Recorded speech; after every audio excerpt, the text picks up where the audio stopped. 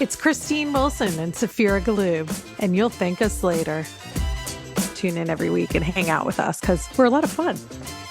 And no topics off the record, we decided. We are open to talking about everything together with a bit of a sense of humor, a lot of self-forgiveness, a lot of grace, and always being wiser on the other end. Bring it on, girls and boys. You know what? You'll thank me later that I'm telling you about this. You'll thank me.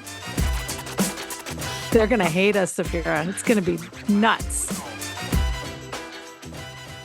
Good morning, everyone, from my freezing cold podcast studio in the basement. I'm going to try not to shiver this morning.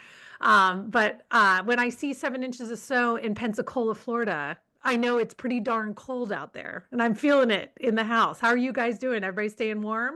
Nicole, you're down south. Are you warm? No, it was 15 degrees this morning when I left the house, so I am not okay. Everything heated is on. Oh my God. And you people in the South aren't prepared for this. No. No. Courtney, how you doing? You staying warm?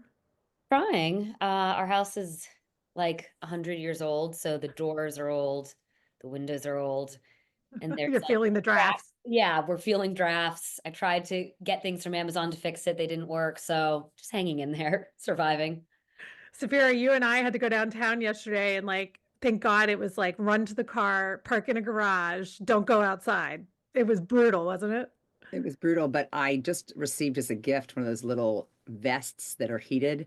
Everyone should have one. They're the most indulgent and luxurious thing ever. I got one for my mom because, she'll be at like one of the kids' sporting events and she's like, I can't stay. I'm so cold.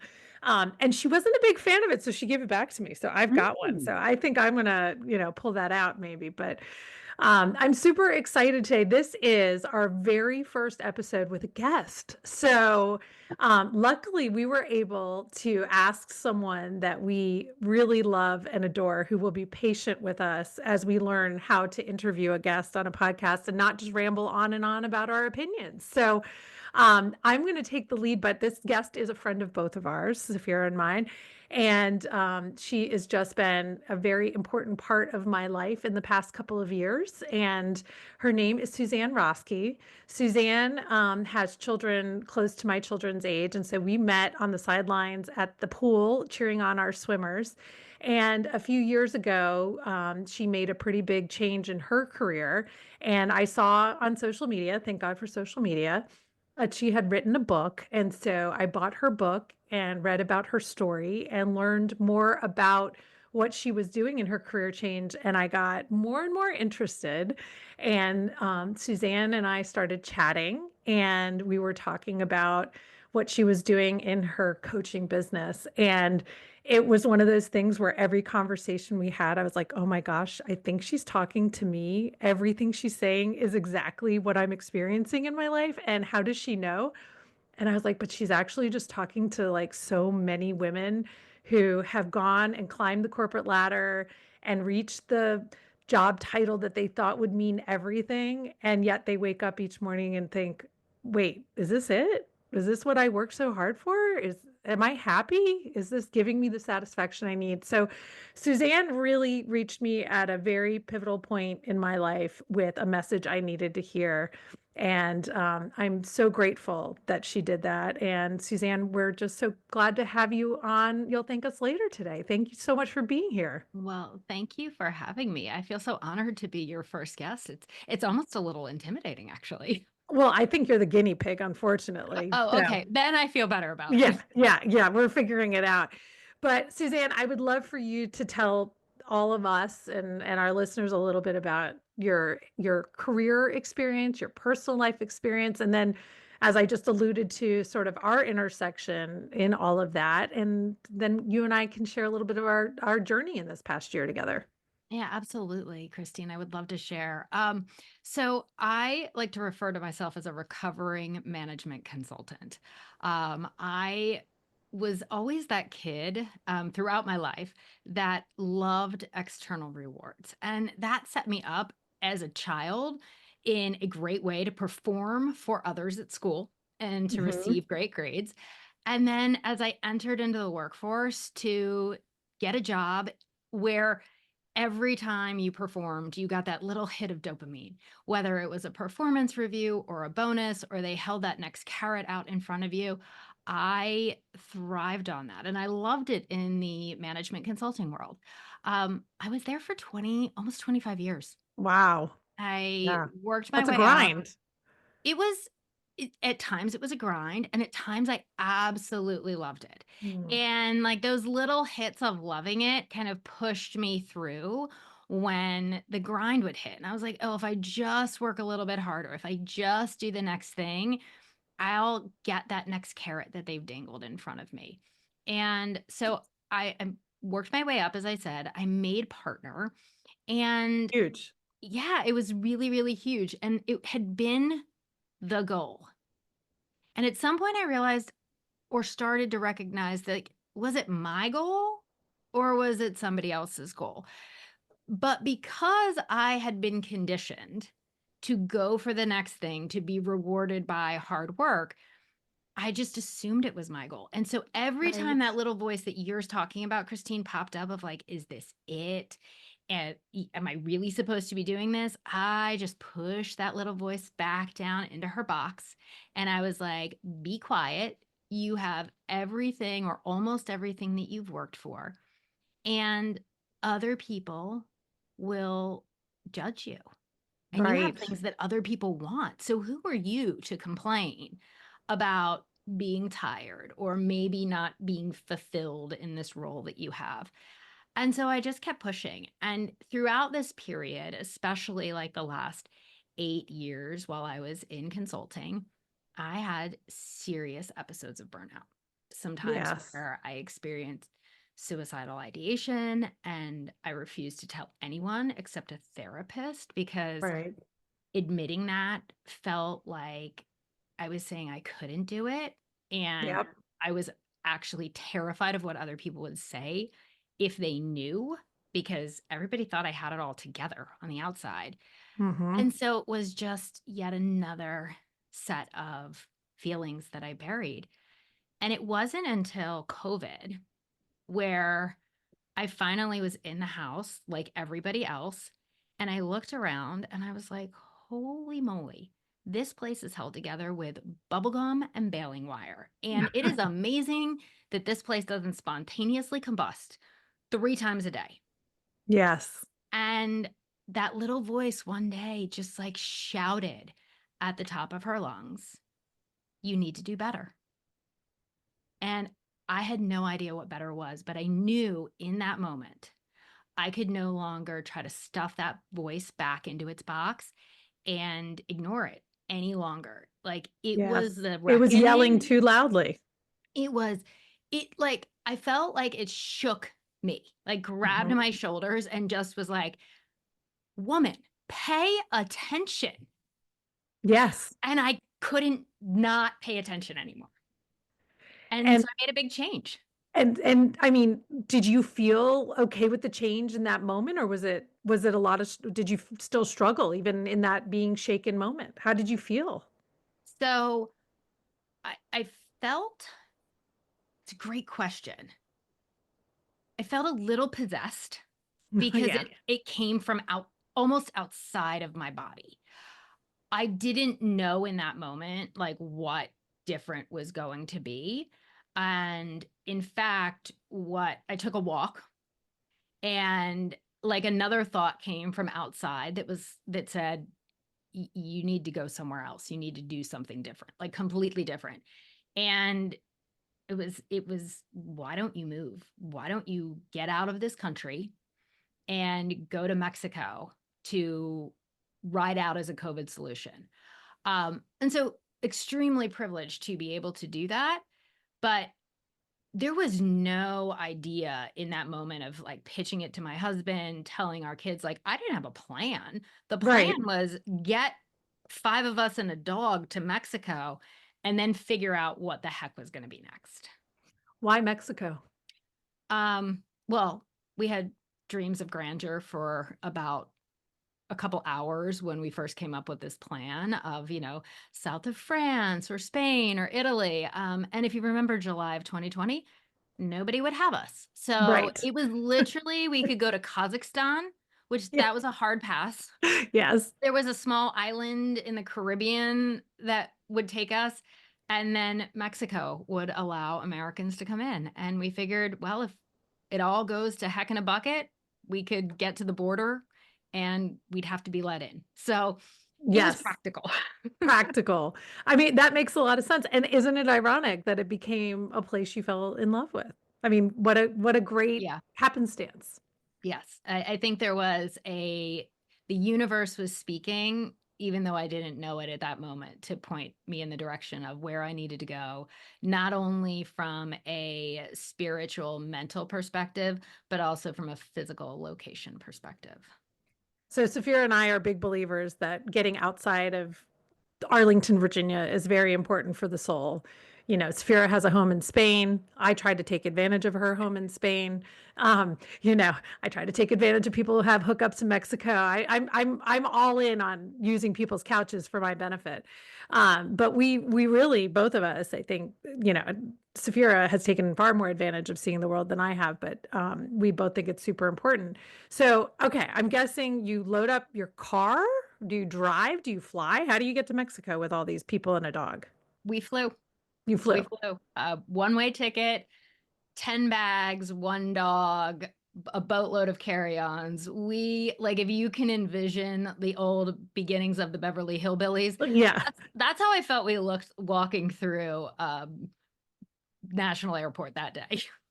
And when you pitched it to the kids, you know, teenagers, preteens, and your husband, were you like, I must do this. I need you all on board? Or did you say, hey, I have a great idea. Are you guys excited about it? Or how did you get them on board? So I pitched it to my husband first because my kids, we had somehow found a camp that was open during COVID and had like Wow. shipped them there for 2 weeks. Yeah. And I said to Bill over dinner, like, hey, I have a crazy idea. Like, what if we moved? And he looked at me like I had lost my mind. I mean, I I bet. felt like I had lobsters coming out of my ears. He's just staring like, what are you talking about? And what felt like eons and was probably like 3/4 of a second. Um, I just sat there and thought, like, if he doesn't say yes, I don't know what to do. Because in the 45 minutes since this idea had been planted in my head, like from outside of me, it had become what I saw as literally the only option. Mhm. And as he sat there and stared, I kind of dropped my head and I was like, never mind, this is a crazy idea. Mhm. And he just said, yeah, it's crazy. You're crazy. We're going to do this. Wow. And within 10 days, we had figured out where we were going. We had talked to someone about renting a house. We had figured out what we needed to do to get visas. All of that being done, and our children were not home from camp. Oh my gosh. They So were we coming home to a big surprise. so we literally picked them up in North Carolina, stopped for Chick-fil-A, have to like eat it in a field because COVID. Right. And we were like, so we have news. Oh, wow. We're moving to Mexico. And they were like, wait, is this a joke? Like, and they're looking at each other and they're looking at us. And there was definite hesitation. Like, I tried to sell, like, look, the house has a pool and there's this and there's that. And my husband appealed much more to their senses and was like, hey, Zane, look at all the mountains. We can mountain bike all the time. And Quinn, what have you always wanted to do? And she's like, I want to ride a horse. And he was like, done. We will find a horse for you. Yes. And so they weren't like, they were never, yes, let's go. But they were really trusting of the process and we're like, okay. And we were very flexible. We were like, look, if it doesn't work, we will pack up and come home. Right. But Right. You're doesn't not work. hostages. Yeah. And we also explained that doesn't work doesn't mean that we're uncomfortable or we're outside of our comfort zone. We were like, if we are sick, if the internet doesn't work and we can't do work or school or all the things that we need to do, that will be not working and we will come home. I mean, let's be honest. Nobody was really missing out on anything at home. and I know Saphira's son spent some time away in that time period, and I was like, he's not missing anything here. Nothing's here, nothing's happening here. Um, so I know you call this your gap year, but I really see this as like this was your retreat. This was the retreat, and we're talking about retreats today, ultimately. This was your retreat, your separation from the grind of the everyday, the people you see when you run errands, the school, all the things that just never change and become the grind that make it so you can't really think any bigger than what's happening every day. So this was like your family really went on an amazing ultimate retreat. They did. And it was a very extended retreat Yes. that had, when I got there, had zero direction to it. So I had to build it as I was going along and figure my way out because, as you said, I called it my adult gap year. And when I Googled adult gap year, there's nothing. And I was Right. like, okay, I'm going to have to figure this out on my own of how I get through it. But the one thing I knew, and I think I knew it even when the idea came to me and why I was so determined that this seemed like the answer, is I knew that notion of I need to do something different. I knew I wasn't going to be able to figure out what different looked like or could be if I was in the confines of what I had always done and always known. So that dream bigger is so important, that even the space to hear yourself think and figure out what your own voice wants without the noise of what everybody else is telling you. I knew I could not figure that out here, and I needed to disconnect. I get that. I mean, I think Safira, you and I have talked about this quite a few times, right? Oh, absolutely. Yeah. Yeah. How And I you think, have a different perspective when you're out of yeah. this space. Yeah.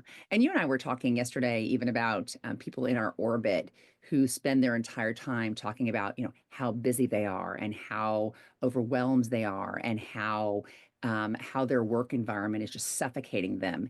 And that is kind of a victim forward Yeah. attitude. And what Suzanne is describing is kind of unleashing yourself or Unshackling yourself. unshackling yourself from that. But it's very, very difficult to do when you are in that daily grind. And the other thing that you said, Suzanne, which resonates with me, and I think is if we were to do like here are the things that you have to know if you're making a big transition, is that 99% of the time, what you're transitioning to is unclear. The only thing you have clarity is that you are transitioning from something that isn't working for you.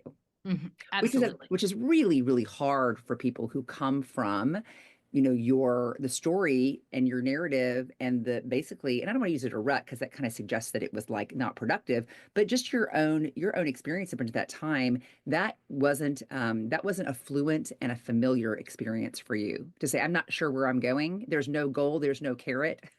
Yeah, right. So for you to be able to do that shows a courage and a tenacity that may even have been unfamiliar to you. So I love that you say that, Safira, because the one thing I will say before I even Googled what to do in an adult gap year, Bill asked me like one of the first days, like, so what are you going to do?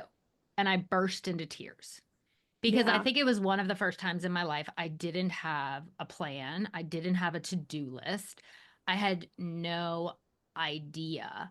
And the bravery thing, I think that the interesting thing is so many people, when I said it, that we were going to do this, were like, oh my God, you're so brave. I felt anything but brave. I felt terrified in the moment of stepping into something that I didn't know, going to a country where I didn't speak the language, not having that plan or goal. I just knew, and I think goes back to courage. I knew that even though I was scared, I needed to do it. I needed to step into it and just kind of like see what was going to happen. And if it didn't work, like I said, we could come back. Yeah, I mean, I remember there's been so many times in my life, like when I changed careers and moved to New York City, and I remember saying to my parents, "What if I made the wrong choice? What if this is wrong?" My dad said, "So you'll move back. So you'll change it. You'll do another thing." And I was like, well, but I'll have done all these things. He's like, life is not changeable. You're making a change now, you can change again, but all of it, we just have to be open to learning from each of those steps, right? As long as you're open to learning, a lot of it can be feedback on what you don't like. I ultimately didn't love living in New York City. The frenetic energy caused me a lot of anxiety and stress. I didn't like traveling 4 days a week for work. I learned what I didn't like. And I Mhm. also had some really awesome experiences in it, but I was able to come back and I did. So I think that's also important when we talk about, taking some leaps in life is knowing that oftentimes you're not just going across a chasm you can never come back across, or that you won't find your way across another chasm to something else new. Mhm. So as you're in Mexico, tell us a little bit about sort of what you ended up doing, what you and where you were in Mexico, and how that ended up leading you to a new path when you came back. Yeah. So we ended up moving to Oaxaca, Mexico, which is pretty far south. It is, if you think about getting on a plane out of Dallas and flying 3 hours straight south, you would end up in Oaxaca. So it is a beautiful colonial city that is full of history from a lot of indigenous cultures. And it's just vibrant. Like that's what even in COVID, it was colorful and vibrant. And put my feet on the ground and it just felt like home. But as to what I did, the first thing I did and had to do was stop. Yeah. And that is the hardest thing, is to find space to stop and quiet the noise. And, for any of us, everyone who we're talking to who is a high performer, striver, like action is what we do. We are really good at it. And there's great things about action because we can get stuff done. And then there's like the opposite side, or the shadow side of action, is that most of us jump into action because we feel some sense of anxiety or discomfort. And so action feels really familiar. And so it's easy to do the next thing, to whatever that next thing is. And so the biggest thing for me was to stop and Wow. quiet the noise. And it felt like I was equated to, like, you're running on the treadmill and like you accidentally hit that emergency Stop stop button. button and you're like Yeah. gunk and you fly forward. It's jarring to sit and have nothing to do, even though it sounds like the easiest thing. But it was in the stopping that I could sit with all those feelings of discomfort and figure out what they were. And then once I understood some of that, okay, I can be with my own thoughts, then I could start to move forward and I could practice with failure, which I excelled at. I always thought I hate failure. I failed on a daily basis. I Well, had I mean, walking around a city you don't know, you're gonna fail just trying to find your direction half I the could time. not tell the difference when I went to the market between sesenta and setenta, so 60 and 70. So I would go to buy things and I would just hold pesos out and be like, take whatever you need. Yeah, Hopefully I you don't don't know. rob me. I don't Yeah. know. So I failed constantly. And I found like I actually really loved living in this world of I don't know, and learning and being present and in the moment and not trying to multitask 800 different ways till Sunday. It just gave me the newest appreciation for that sense of being, which I didn't allow myself to have. And I don't want to jump ahead, but I will say one of the things about Oaxaca is that you do have people living calmer, simpler lives around you that you could almost go back in time. I mean, obviously it's a thriving city and there's people doing all sorts of big things, but there are also people where you could just have stepped back 100 years or 80 years and their lives would be very similar to how it was then. And I Mhm. can imagine being around that had a very calming effect versus let's get in the minivan and race off to the 20 activities and get back. Um, that just being in a place where things could be simpler probably helps you feel a lot calmer. It did. And I think the other thing that really helped was nobody knew who I was. Right. So No All of those, expectations. there were no expectations. So like there were no Joneses to keep up with. Right. Nobody had an expectation of what I was supposed to do.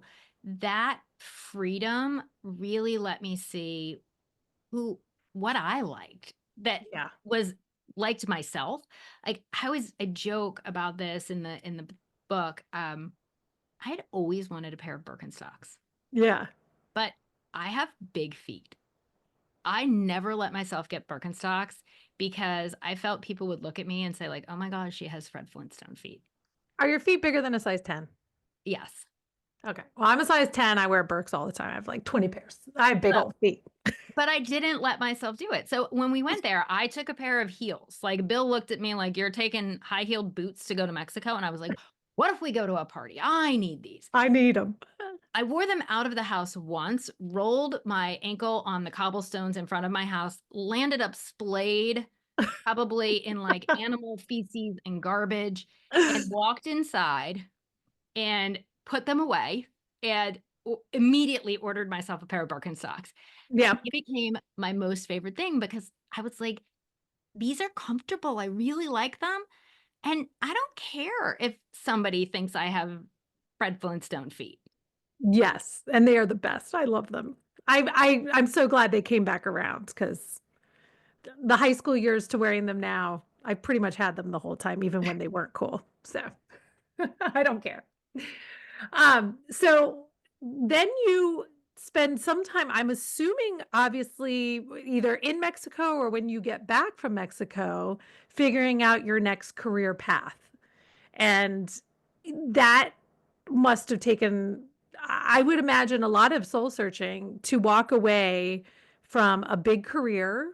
I'm assuming, a salary that makes a difference for your family and all the reward and all of the benefits, and to go and do something else. How did you get to that place? It was a winding path. Parts Mhm. of it happened in Mexico because I was very determined to come back with a plan. That was that pusher achiever in me, Right. which I couldn't totally quiet her.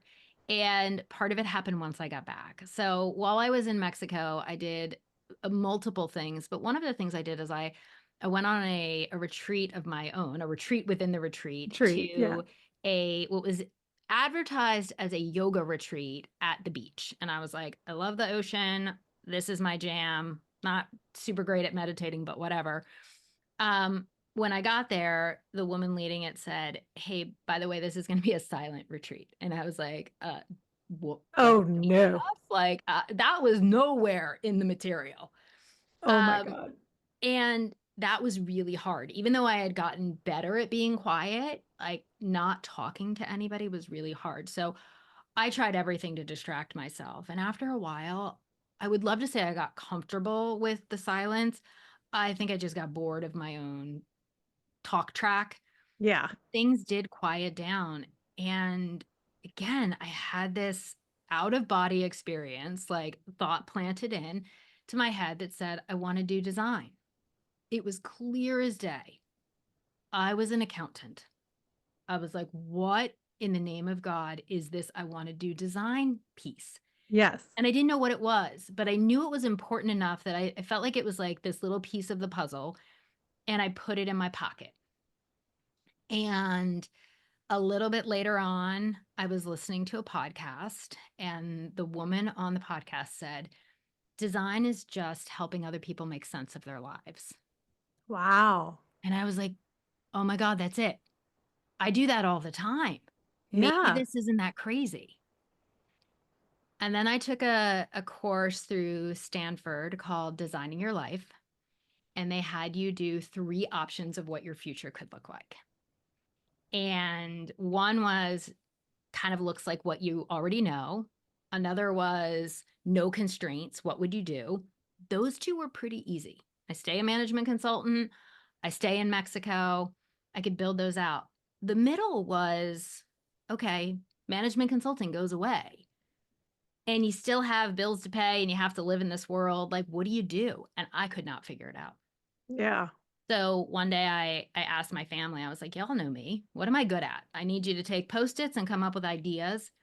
And they put this list together. and they were reading it off to me. And it was like, you would be a good therapist, a camp counselor, a good bartender. My youngest said, you would be a great butler. I love And it. I was like, can you please explain why I would be a good butler? Because you are the children's butler. We all know. Well, We all yes, are, but right?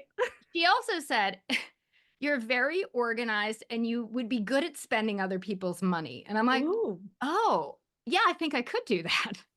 a house manager, Yes. butler. Yeah, I get it. So what I just took all these things that I liked of the ideas they gave me and I put them up on the wall. And about the fourth or fifth time I was talking to somebody and they said again, like, have you ever thought about being a coach? And I happened to look up and I was like, wow, I think all that stuff that they put together, they didn't have the word for it, but that's what it feels like. So I went back with this idea that I wanted to work with people. I wanted to help them figure out and make sense of their lives.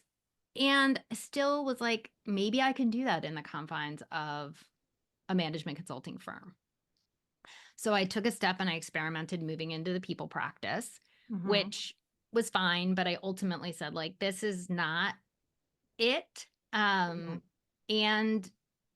I started a class on coaching to get my certification. And I realized I loved it way more than I loved my clients' problems. Yeah. And that's when I knew I had to make a choice, like for myself. Like I could probably have phoned it in, but that's not what I wanted to do. I didn't want to show up as the person at a firm who was just phoning it in. I wanted to do something that I found that I was really passionate about and I knew could make an impact on people's lives at an individual level. I love it. Well, all of you, Nicole and Courtney and Safira, know that Suzanne made a big impact on my life. I think that impact has significantly impacted all of you. And so that's why it's so fun to have all of you on the call to look at your faces because, one, this podcast wouldn't exist. This clarity in who I am and what I want to do in my life would not exist. And the ability to have gone with Suzanne on her retreat would not have happened. And I'm all teary because it's really emotional to me, but it would not have happened without Courtney and Nicole running the business while I was gone. So sorry to be so emotional. So I'm going to jump us to the retreat piece. But Suzanne came to me to ask for marketing help to get women interested in this treat called the Vamanos Experience in Oaxaca. The minute she described it, I was like, it has hiking and outdoor time. So never will I even listen to the rest of what she's going to talk about. But I have to listen just for marketing. But I don't hike and I don't really like to touch nature. So I closed off, closed-minded, opinionated right off the bat. Shocker. I know you guys are like, no way, Christine, you. And the more we kept talking about what people were going to get out of it, because I kept saying, what's the end game of this? Let's not tell people about eating food in Oaxaca. Let's tell people about the emotional story of this retreat. And when she's told me, I was like, I want that so badly. I want that experience. And I have been running the business at that point a little over 12 years. I had never taken a week off and not gotten online ever. I just was too afraid. And I also think that people would have been a little resentful of me for that. And when I decided to do this, the main reason I felt I could do it was that I felt like Courtney and Nicole would be fine. I didn't think they would resent me.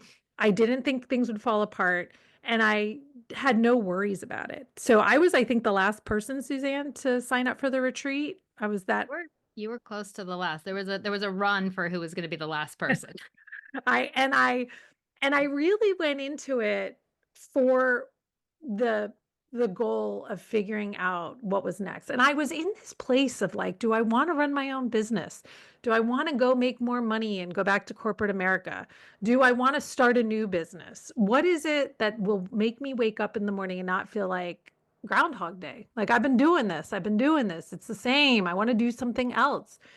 And so I think, by the time I went on the retreat, I was very open-minded. That closed-mindedness, like I have to touch nature and hike. I was like, it's all good. I'm doing it. So Suzanne, I'll let you tell people a little bit about the Vomnos experience. And then I'd love to tell people what I experienced from it. But if you want to tell people what you built. Yeah, so it's a week-long experience in Oaxaca. One of the things I wanted to do is, as I had learned so many lessons by the time I got back, and I had figured out a way of taking the big things that I had learned about stopping, creating that space, about understanding where your limiting beliefs come from and how we start to overcome them, about visioning of what your future could look like, and getting really excited to jump into the next chapter. That I wanted to package that in a way that was not just sitting in a classroom or a ballroom of a hotel locally, but really allowed people to grow through experiences, reflection, and most importantly, creating that actual physical space from their home and from their day to day. Even if they touch base and, go back and say, how's everything going back at home, and make sure that the house hasn't spontaneously combusted while Right. you've been gone, that they have that disconnect. And that's really what I wanted to share. And sort of selfishly, I wanted to share the magic of Oaxaca, Yeah. Yeah. because it's a place that has touched my heart. The people are wonderful. The food, even though it's not all about the food is fantastic. And like, don't get me wrong, I'm a girl who loves a wine and yoga retreat. But there is something about pushing yourself outside of your comfort zone on those hikes that shows you can do more than you give yourself credit for. So we interjected a little bit of that to push ourselves and get a little bit dirty in Well, certain and I have to respects. say that became some of the most impactful part of this for me. So, I was, I brought my hiking boots. I brought my good attitude the morning of the hike. I knew it would be hard for me. I don't do very well in high altitude. I have a hard time even when I'm skiing, and it's like just breathing becomes overwhelming. And, the hike was challenging for everybody. And the main reason the first hike was, it was because some people were really good hikers and in great shape.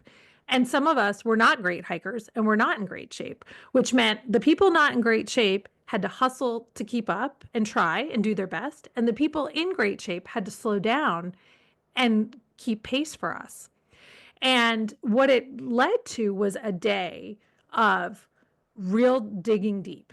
And that digging deep early in the trip, we had set up some intentions and had some lessons already and some things, but that earlier in the retreat and the satisfaction of completing it, because we went in a way that there was no way back that was any easier than the way forward. So having the completion, the bonding with the other women, the ability to say I did something that was really hard, it opened up my mind to so much for the rest of the week that would not have been unlocked otherwise. And I mean, there were points in that hike where I was angry, where I was sad, where I was worried, where I was happy. I've talked about it before, but there was one moment where someone who was a perfect stranger to me 2 days earlier during a silent part of the hike turned around and mouthed to me, I got you. I'm here for you. And it emotionally touched me in a way that I don't know that I've bonded, with a woman quite in that heart to heart moment with someone I barely knew, quite like that, in my adulthood. It was so, just so meaningful and so poignant. And, and so Tammy knows that like she gave me part of her heart at a time I really needed it. And what that gave me is when we sat in a circle and talked and did all of the lessons and exercises that pulled so much out of us that we didn't even know was there, is I could really be truthful. I wasn't afraid to tell the truth. I wasn't afraid to tell my fears. I wasn't afraid to talk about failure. I wasn't afraid to talk about what I wanted in life and feel like anyone would judge my goals. Those women became just really important parts of my soul searching for that week. Ultimately, sorry to be very emotional. Um, I loved the cultural experiences. I loved the stepping out of my comfort zone. I loved that it was at a really nice resort hotel, that I was had a comfy bed and, the luxuries of a nice bathroom and a pool. So I could get dirty in the woods, but I could also be very comfortable. I loved that we got to do city things and country things and saw historical, I mean, literally to see ruins, from Zapotec people. I mean, it was just so culturally rich. Um, but what I really came out of it with was a brewing, bubbling middle of that exercise. I can stay where I am. I can do this crazy thing that I just take all the barriers away, or I can do this middle road. And that middle road bubbled and bubbled and bubbled for all of 2024. And it kind of kept evolving. But at the core of it, what I came out of Oaxaca with was what was driving all of it. And it led me to a moment where Safira came to my house and we were having a very heartfelt, what do we want in our lives? And why have our lives intersected? And why do we feel so drawn to each other as entrepreneurs and women? How can we do something powerful that means something together? And I said, I know exactly what we need to do. And that's where this podcast came about.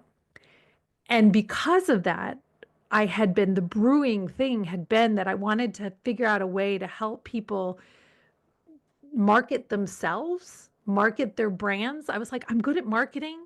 I'm good at helping people tell stories. And this whole thing of like, there's something more in business that I can do, came the idea ultimately of the Pod Factory and being able to help people start podcasts and be able to talk about, as my nose is running because I'm cold and crying, excuse me. Um, but being able to help people talk about all the knowledge and passions and things they have in their lives in a way that can reach people. And people are so intimidated by the idea of a podcast. And I'm like, if I can do it, you can do it. It's not that hard. So we can help you. So I look at that year, that trip in March all the way to like this sort of culmination of launching the Pod Factory website just a few weeks ago. It's like, holy cow, all of that came out of that. The hard, the difficult, the soul searching, the bonding, the being away from my email, my children, taking out the trash, nitpicking stuff with my husband. It all had to be quiet. And I had to be in a totally safe place. And that's what the Vominos experience gave me. It gave me a safe place to go inside myself and to find something that really would get me excited and jazzed about this next phase of my life. And you guys, you've heard me say it 100 times. This is my happiest hour of the week. My happiest hour of the week. My Aura ring proves it every single week. So I can't even just say I'm saying it, but it's my happiest hour of the week. And if that doesn't tell you something about where I found a passion, will I be a rich millionaire from this? Damn right I'm going to be. I'm going to figure it out somehow. But it doesn't even matter because I have this hour every week with you women that I love so much. And let's be honest, if you go and you talk about what I'm good at, talking is my number one thing. I'm really good at talking. Who knew I could just talk? So You've got a whole panoply of gifts, my dear. oh, Suzanne, I really, first of all, I'm hearing what the origin story of the retreat was really meaningful for me. And I would love to kind of pull this away from people who are listening to this and trying to adapt it to their own experiences. Because Suzanne, when we first met and talked about my transition from practicing law full time to having a belly dance studio to going back into becoming a cannabis lobbyist, some of that you and I were kind of, a reality kind of umbrella set on with the fact that there are a lot of people, because of whatever constraints or burdens or responsibilities they have, they don't have the luxury to do what we did. Mhm. And I have said, looking back on those 10 years that I did the belly dance, I didn't put any money away for my 401k, so I'm making up for it now. So there are trade-offs that we just can't presume that when you want to stop your life and do something else, we know on this podcast that that's not going to work for everyone. But here's what can work for everyone, is creating a space where you can intentionally reset, that you can intentionally rest, that you can be committed to restore Mhm. and reclaim your resilience. Yes. And most importantly, Christine, what you said, not just reinvest in others, which is what that woman did when she turned around and said, I got you, but to reinvest in yourself. Hmm. And that overall kind of again, Saphira's self-care mantra. Right. I don't care where you are in your life, you deserve that. Mhm. You deserve that for your own journey of your own humanity. And if people say, I don't have the luxury of it, you don't have the luxury not to do it because you, Suzanne, said I was having ideations of suicide. And other people have this is like it what we're talking about, this urgency that you experienced is a next door neighbor with a very small wall between that and depression Mhm. and other things that come with self-medicating with those things live really really closely together. So it's this is not a luxury, this is a necessity. and Yes. and so whether it is on Suzanne's retreat or other ways to do it, there is a recipe for this. And anybody listening who's hungry for it, this is not a food delivery service, folks. It isn't even a Blue Apron. You're gonna Right. actually have you're gonna have to create your own custom experience and your own bespoke, because that's the other thing that it occurred to me as I was listening both you and Suzanne talk about your own personal experiences, and Suzanne, your own journey, what you created Vominos for, and then Christine, what you experienced. The one thing about this that is also very real is that no two people's journeys are the same. And so you really have to customize this for yourself. And what your end goal is yours alone. And how amazing, because that means there's no failure to it. There's no Jones to keep up with, because whatever you Right. land, it's actually correct. So for me, I'm incredibly inspired both by your story, Suzanne. I'm inspired by the fact that Christine, you came in as a client and ended up being a recipient and a beneficiary of, and this reinvestment piece. There is a very there's a proven sociological, scientific, whatever, what do you want to call it, when you're trying to think about how to give yourself kind of a sense of wholeness and a sense of purpose. And I first learned it when I worked for the Landmine Survivors Network, which was the organization that helped individuals in war-torn countries Mhm. who had trauma from landmines.